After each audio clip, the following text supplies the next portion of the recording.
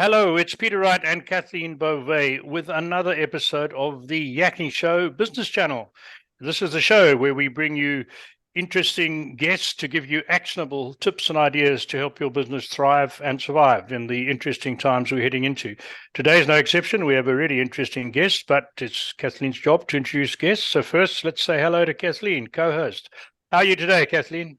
I'm doing great, Peter. Thank you for that. And thank you also very much for tuning into our show. We so appreciate having you. And as Peter mentioned, we do have another special guest with us today. We have the great privilege of welcoming Oscar Jofre to the show today. Hello, Oscar. How are you? I'm doing great. Thank you. Thank you. And thank you very much for having me here today. So listen to this, everyone. Oscar is the co-founder, president, and CEO of KoreChain. He is currently one of the top 10 global thought leaders in equity crowdfunding, a top 5 fintech influencer, top 10 blockchain, and top 50 insurtech. He has published an ebook and has been downloaded in over 20 countries and has been distributed by partners worldwide. Are you impressed yet? We were. So, Oscar, let's get down right to it. To start, what is KoreChain, and can you explain what this company is about and who does it serve? Yeah, it's a great question, and I'm going to use big buzzwords, but I'll try to dumb it down for everybody because it's important. So we're in an infrastructure in the private capital markets. People go, well, what is that? We are there to protect investors. Exactly that. Protect investors. You make an investment in a company. Our KoreChain is an immutable form of having that ownership registered and making sure that nobody can take that away from you. And the other part, make it more transparent, meaning companies who are raising capital to be able to navigate through this entire rigorous process of raising capital and then having to report to numerous parties to make it much smoother. And so we have built an infrastructure. It's the first one that has gone through the SEC, Securities Exchange Commission in the United States, to be qualified. Qualified meaning approved for companies using Jobs Act regulations, CF, A+, and Regulation D, to be able to issue shares as people would know it. But now we can call them tokens, coins, but fully compliant. And that's what we're doing. Okay. Interesting. So I have a very basic, and I say very basic understanding of blockchain and how it works, very basic. But I'm sure some of our audience struggle with the technology as well, but what is a private and permissioned blockchain as opposed to a blockchain? So there's this whole argument out there regarding public chains and private chains, and they go, everything should be public. The problem with that is that it can be really good for a lot of things, like social media sites where everybody knows who you are. You willingly put that information and it should be there. So in private chain means that only those who are authorized, who have been allowed, can gain access. And people go, well, that's not being transparent. But the important thing is it depends on what it is that you're doing. So what is it that we do? We are in the private capital markets. The first word meaning private. Private, right. Private. So what does that mean? This is where people come and raise money. Privately held companies raise money from investors at large. They're not public companies, they're private.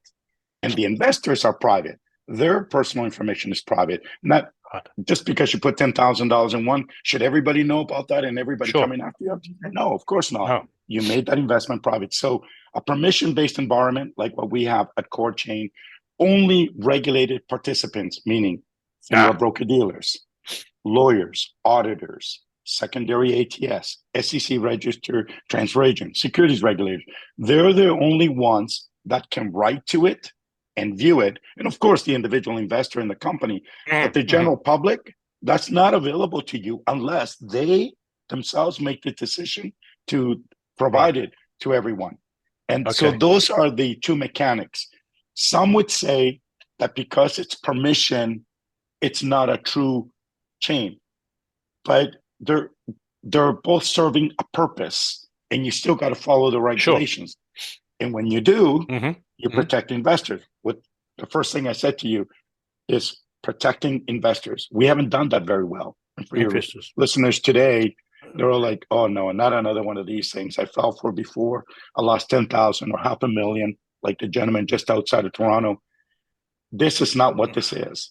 Yeah. Blockchain technology is a wonderful, wonderful technology. The problem is that people decided to create things using that technology for different things. Some did it for malicious reasons and so on. And that's unfortunate. The use case for the technology is phenomenal. It can remove redundancy. It can provide great levels of transparency and protection, but it's got to be used in the right business case. And two, most importantly, you have to use the existing rules that currently exist today. Sure. Not rules that you think will be there in the future today, because those are the rules that regulators follow and investors need to be protected on. Right, I'm with you. And just to clarify as well, if you set up a system for one group of investors and one private company, and you might have a pool that have access to that of investors, the company, people, regulators, lawyers, government, and everything. That's an entirely separate pool to the next deal that you do with another company with a different group of investors. The whole lot is entirely separate, correct? They are. They always were, right? Yeah, sure. And that's the basis what people overlooked when the public chains were introduced. When that got introduced, I mean, would you like your banking details to be available out there? No. And people go, but most people would never know because it's a hash. That's right. 98% of the market will never know what that is. But it's the 2% that I'm afraid of. Yeah, for sure. The math guys that know what to do with those numbers. They know how to reverse it. What does that mean? They know that based on the hashtag, they can trace it back to the IP address. They can trace it back to the program, to the computer. Hey, there he is. There's Peter Wright. That's his bank account. So when people figured that out, people talk about, I use blockchain to be anonymous. There's no such thing as anonymous. The minute you got on the internet, you created an IP. So we just need to understand the business cases. When we started KoreChain, we wanted to solve a problem. And the only way you can solve a problem is first to understand it. So that was the genesis of where we came from. And once you understand the problem and you understand it, it's entirely, only then can you go back and say, which of these technologies is the best one suited to come and fix this problem today and for tomorrow and so on. Right. Rather than, hey, I'm going to build this over here and the regulators will come. They'll have to come because this is the movement. Regulators don't move for movement. They move to protect investors. Right. So let's break this down a little bit, Oscar, for those that might still be a little bit unclear as to the process that's involved in working with you. So you have this company, you have an investor. How is it that they find you, first of all?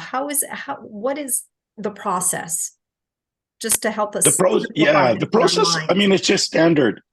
Companies usually will work with lawyers, broker-dealers. So because we are a fully compliant infrastructure, we're working with regulated people who only want to make sure their clients are doing everything compliantly.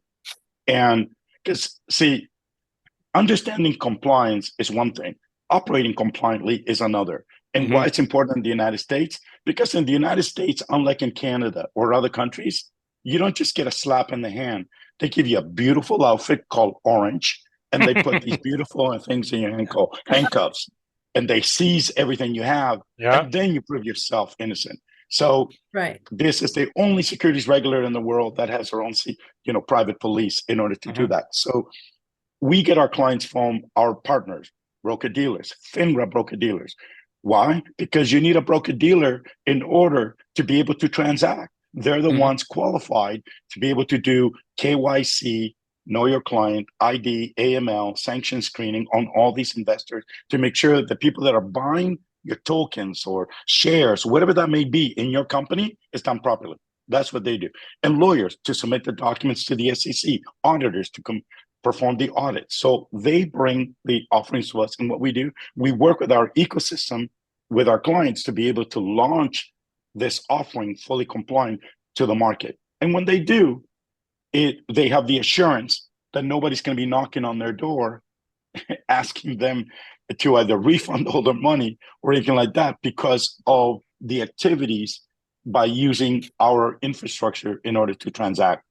So for everyday people, does it really matter that your ownership is on blockchain? Not 100%, it doesn't. But if it is, it gives you that assurance that you are the owner. That is so powerful. But the regulators said, okay, we like this technology, the immutability, but we still want all the regulated pieces. We want the broker-dealer, we want the lawyer, the auditor, and we also want a third party custodian to be able to manage the book of records of the company to say, yes, Peter does own those 10,000 shares, tokens, coins, whatever it is, and be able to report on the activity. All of this is done in a more fluid way using technology. So we build this entire infrastructure. So you're not doing it via paper, fax, or anything like that. It's all on a platform. And when you operate it, you give it to clients under their own brand. What does that mean? It means that they don't come to us. You go to your client, you go to Brewdog, or you go to Legion AM, Legion Works, wherever you made the investment, and you're there. But behind it all, it's an infrastructure that's supporting it, because the private markets is huge. It's massive. Right. I mean, in the United States, there's 32 million privately held companies. Every single year, my goodness, every single year, 145,000 plus companies are raising capital from investors. So, Oscar, how did you develop this concept? So I've been in the private capital markets now, all my life as an entrepreneur, of course, but it wasn't till I met David Weil, the father of the Jobs Act 14 years ago, that kind of changed my entire perspective on what was going on. David Weil was the former vice chairman of NASDAQ. He is the father of the Jobs Act in the United States. And what he did was fundamentally change the way capital could be raised. And this is the bigger issue, not just the technology, which is, for the very first time, up until 2012, Americans, 233 million of them, could not invest in private companies. 233 million of them could not. All they could do is wait and watch and see, watching people become billionaires, millionaires. And they had to wait until the companies became public. And only then could they participate. The privates were for the 1%ers. David Weil changed all that. When the Jobs Act was introduced, signed in by President Obama, and it came into act. And what does it do? It allows every American, 233 million of them today, to participate, to invest in everyday companies as low as $10. $10 they can invest in a company, or maybe $5, whatever the minimum investment a company has. And a company can have unlimited shareholders in order to do that. So you need technology infrastructure. So my motivation came from 14 years ago, when I knew that the market was going to look almost like Publix, but it was going to be better. People, how can it be better? Because at this point, the motivation between investor and company were aligned. And what is the difference? So if you understand the public markets, investors are on one side of the table and the company is on the other. And here's the catch. The company does not see who the shareholders are. They have no idea that you bought shares. All they know, if you're an institutional investor and they bought shares because that's the only ones they go to, and so on. But the everyday Joe, every person, they have no idea. They burn money and so on. And it's not that they don't care. They just don't know. So they're not aligned. In the private world, when you invest in a company, you sit directly on their cap table. Peter Wright, 1,000 shares, been with me since 2016. Fantastic. I know you. I know who you are. I know where you live as a company. I report to you directly. That connectivity, that association changes the paradigm of how we look at this whole structure of how we build companies. What does that mean? It means that up until 2012, there was only investors and the company. Guess who was missing? The customer, the client, the partners, the people who support the business, who help grow the business. They weren't allowed to participate. Now they can. And now when you have a company with 30,000 investors, you don't have 30,000 investors, you have 30,000 customers. 30,000 brand ambassadors. So you rebuild the model. Mm-hmm. And that, hence the reason why you need technology to manage this. No different than when companies engage in sales. The person you're thinking of, I need a CRM. Okay. So now you need a platform to be able to manage your affairs as a company, to manage your boardroom, your cap table, your shareholders, to communicate with them, to be able to have the shareholders log in, view how many shares so they can trade them, transfer them. That's what the regulators did. They opened up the private markets in a way that nobody had ever even imagined. I remember 14 years ago, I would go to people and say, imagine a company with 1,000 shareholders. You're crazy. No, how about 10,000? How about 100,000? How about 1,000,000? They go, it'll never happen. It did. It has. And that's exciting. Mm-hmm. So that's where you need an infrastructure, because how do you keep track of all that? How does a company with 1,000,000 shareholders keep track of the movement? Well, that's where you need technology on top and the KoreChain at the bottom to be able to house all that, to make sure that when Peter logs in, yeah, there is my 1,000 shares. It's right there. Right. I can proceed. Here's one for you, because I don't understand the private shareholding regulations in the US, and I come from a British background where it was quite different. So now with these changes you're talking about in the USA, where a private company have unlimited number of shareholders, how do those shares change hands? For instance, let's say I have 10,000 shares in Kathleen's company, which I bought through your system, and I run into some trouble. I need to liquidate some assets, and I want to sell those shares. How does that happen in the current legislation? So the current legislation did a number of things. It did 3 things. Number one, it allowed everybody over the age of 18 to invest in companies, and not just from the United States, anywhere in the world. That's how powerful the SEC is. Oh, okay. 4.7 billion people, except the sanctioned countries, of course. Number two, it also provided a provision, depending on which of the regulations you use, to be able to transfer them and trade them at your whim, not at my whim as the CEO, which means that you want 1,000 shares, and for whatever reason, you got to sell them, and Kathleen's willing to buy them. Fantastic.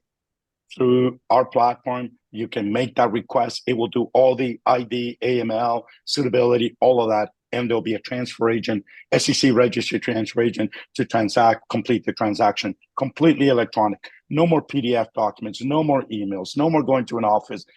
You have to imagine a whole world where it operates in computer terminals with real human beings. And that's what we built. And the regulators also went one step further. They said, not only can you do it privately, but now you can sell them in what is called registered secondary market ATSs, alternative trading systems. So now, as a private shareholder, I can go and trade my shares in an alternative trading system, and the company remains private.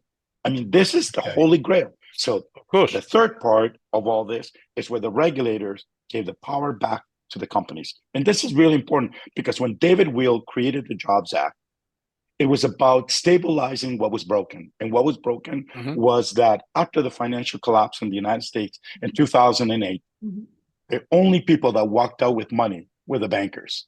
Middle America lost everything, their businesses, their homes, and so on.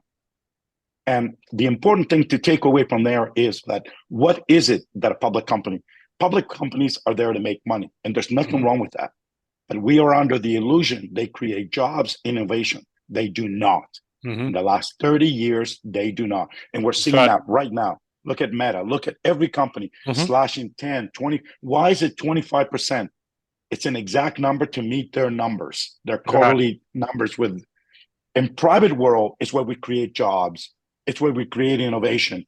This is where it's at. So between here and here, we need to fill that gap.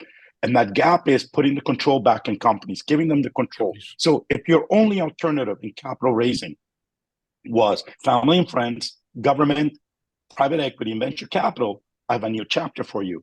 The new chapter is you use the Jobs Act so you can reach millions, billions of people who are like-minded to you in what you're working on, and you do it under your terms. But it comes with responsibility. That responsibility is transparency. See, remember what I said earlier? transparency. The difference between private companies and public companies do things because they have to. Private companies do things because they want to. See the difference? Want to. Have to, want sure. to. The motivation here is that if I right. treat my community correctly, I can gain more exposure. I can go back to them again. I have a company that's been doing this now 9 times, back and forth, going back to the crowd Really? in their business. Why not? Wow. Why do you need to? We need to get out of this illusion that the only way a $1 billion company can come from is from venture capital. The answer is no. And more importantly, importantly, not every company needs to be a $1 billion company. Here's an example I'm going to give you. Every community anywhere in the world will have a grocery store or a dry cleaner or a pizzeria, right? And the owner has to shut down because, growth. And now you and your community, before it was only steps away, now you have to go 10, 20 kilometers away to get that service. 20 kilometers, you lost it. So what if that owner could come to the community and say, for $100, I can give you ownership in the business and it stays here. Isn't it worth to you $100 to keep something there? That's the beauty of this for the first time. And that's not a $1 billion company. That's not a billion. We need it. There are small businesses like this everywhere. Small, medium, large, extra large. We need them all. Why? Because they all create jobs. Jobs is what's important. And at the same time, it's creating innovation. It's providing the ability for people to innovate. And for me, I'm most proud because here I am. I'm an immigrant in Canada. I'm a Canadian citizen, but I came as an immigrant. And growing up and trying to access capital when you don't have a relationship, it becomes even tougher. Okay. Right. So today, my niece, who's 30 years old, comes to me, Uncle, I'm going to start a business. She is able to take my last 20, 30 years, what I've done, and she's able to do it in months because of that. So we're already changing that. I'm already seeing the results of the next iteration just by merely educating everyone what's available. But the key is you have to be ready. You have to be ready in many ways. Number one, you need to be technology. You need to adapt. And 2, you need to be ready to be able to talk to this audience in a very different way. But that audience is eagerly waiting for you if you are in the like-minded element that you're doing something they could never do. Or they've always wanted to do, but they didn't. But now you're doing it, and they might as well ride your wagon. Right. And the nice thing about private markets is where the money is. Right. Absolutely. Yeah, of course it is. So, wow. Tell our audience a little bit about tokenized securities. Is this NFTs, non-fungible tokens? So tokenization is it can be used in so many different forms. So first I'll tell you how we use it, and then I'll give you some examples of others, because I think it's important that we understand where the use cases are. So, so how do we use it? So when you understand private markets, it's really simple. You make an investment in a company. They email you a PDF document to put your signature in. A few weeks later, the company says, hey, Peter, Kathleen, I'm emailing you guys your share certificate, and you get a PDF copy of a piece of paper. Okay. And then the company is managing that in some minute book at the lawyer's office, which you better hope he's paying the bills, because lawyers hold that up for ransom sometimes. So all of that. And then when you ask them to do something, they go, oh, I got to get back to you. I got to go and check your documents and all this. So I just kind of described to you what the real world is like today. Tokenization is this. When something comes in right from the beginning, all that information gets put in. So we know who you are. We know how many shares you bought. We know what your rights are, all of that. We knew that. It was in the agreement. You just extract all those points of information and you put it on the chain, on the KoreChain, and you put it. It's immutable. When you log in, you don't need to contact the company to find out what your rights are, how much you own, when you bought it, how you paid it, what your rights are, what you can do with it. It's right there in front of you. But not only you can see it, the company can see it. Everybody who on the board of directors can see it. So that way, there is no dispute about, I own 1,000 shares, I bought it this day, this time, and so on and so on. So the beauty of that is that at that moment, that information is there, and it's here today. And you made that investment July 5th, 2023. And then we go forward in time, 24, 25, 26, 27, 28. There's a new CEO now along the way, a new CFO along the way. And I've seen this. And he's got to balance everything. And somehow your 1,000 shares left. In the old way, they would leave. But here, it just carries on. It's a chain of trust. Right. So the day of liquidation comes in, there is no dispute, none whatsoever, that you own 1,000 shares. There's no dispute when you want to trade them or transfer them whatsoever, because it already knows. That's the power of tokenization in securities law. It has a profound impact and cost savings to the company. In real world, think of it this way.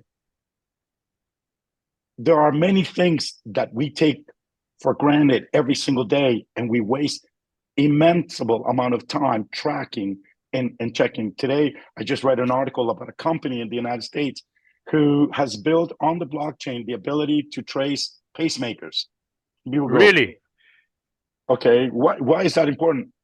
I think it's extremely important. Yeah. If you understand, you want that information to be private.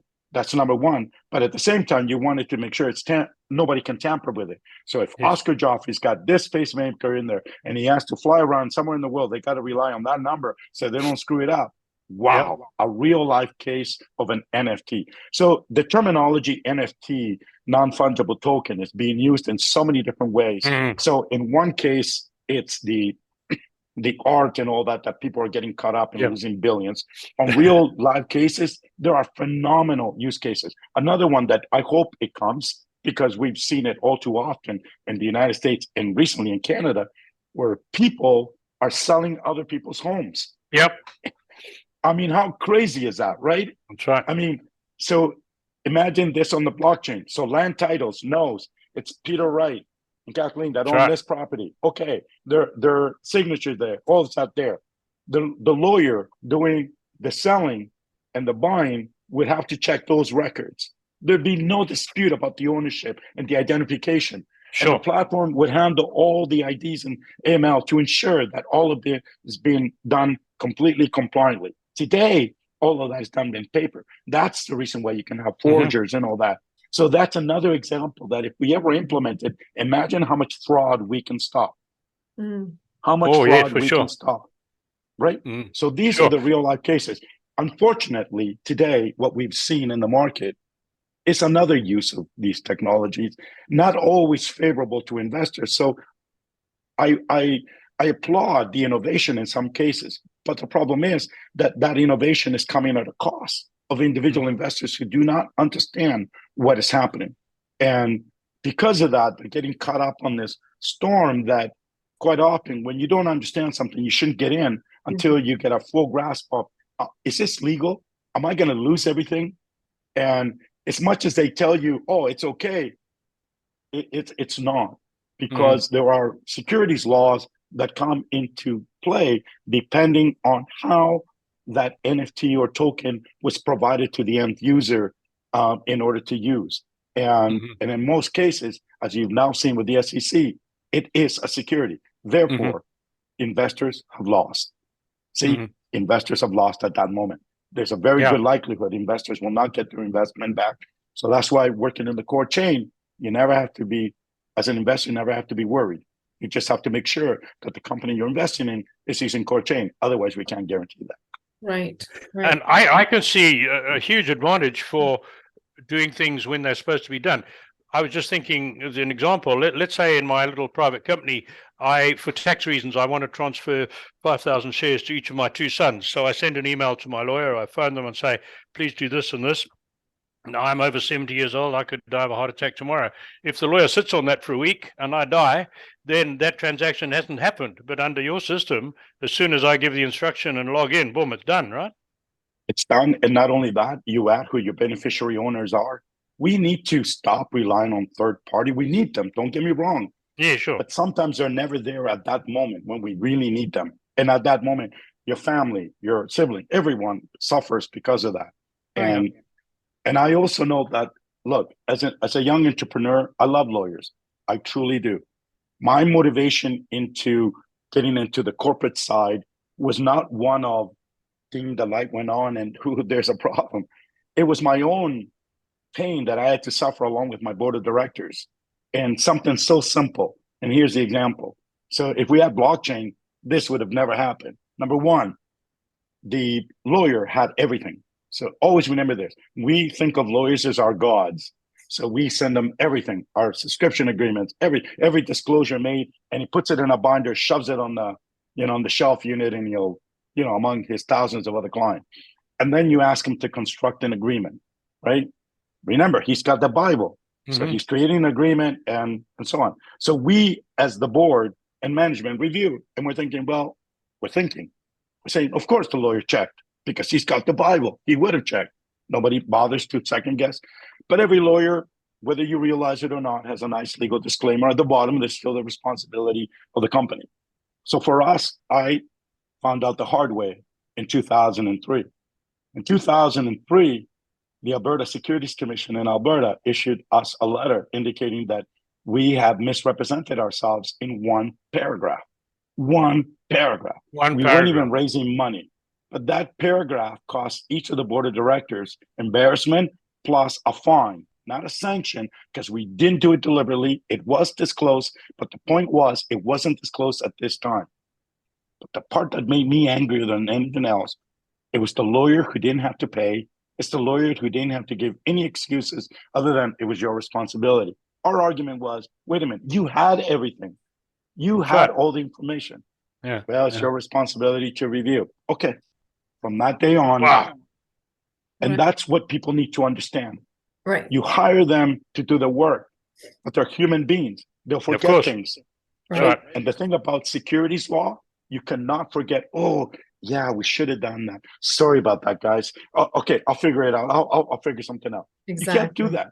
Right. When you're small, comes back to bite you. We are rapidly running out of time, and Kathleen, you need to get some information out of Oscar before we run out of time. Absolutely, Oscar. My goodness, what a pleasure to have you on the show. I mean, we could talk to you about this, I'm sure. But how do people contact you? So reaching me is really simple. You can find me on LinkedIn, Oscar Jofre, OSCARJOFRE, on Twitter, Facebook. I'm very easy to reach. Or you can email me, oscar@KoreChain.io. I also have 3 books that I provide everyone, free books on learning. Listen, I write everything very simple. I know that technology can be seen overwhelmingly for everyone. The idea is providing the insights to everyone so they know what's going on, but they don't need to worry if they know what to look for. And that's what we're doing. Right. Oh my goodness. Excellent. And the books are available on your website? Correct. Yeah, they can download it, or they can just email me directly and I'll send them the books. I have one called Equity Crowdfunding 101. This is the basics. I wrote it, 12 years ago. It's available in English, French, and Mandarin. Wow. So I've had over 20 million copies of that distributed. And then I have Digital Securities 101. And then I have another one coming up. I believe in education. David taught me that the greatest gift that I can have, he taught me and continues to teach me today. And we got to give back, because we want everyone to know what the possibilities are. But the most important thing is you got to do it compliantly. It's the only thing that matters. It's the only way. It's the right way. The right way. Good. Well, we're out of time. So, Oscar, thank you. Yes. You're welcome. Thank you so much, Oscar. And once again, thank you all so very much for tuning in. If anyone is interested in being a guest on our show, we invite you to visit our website at theyakkingshow.com. All you need to do is click on the Contacts tab, where you will find a short application form, and we would love to hear from you. So until next time, take care, everyone. Bye-bye. Bye.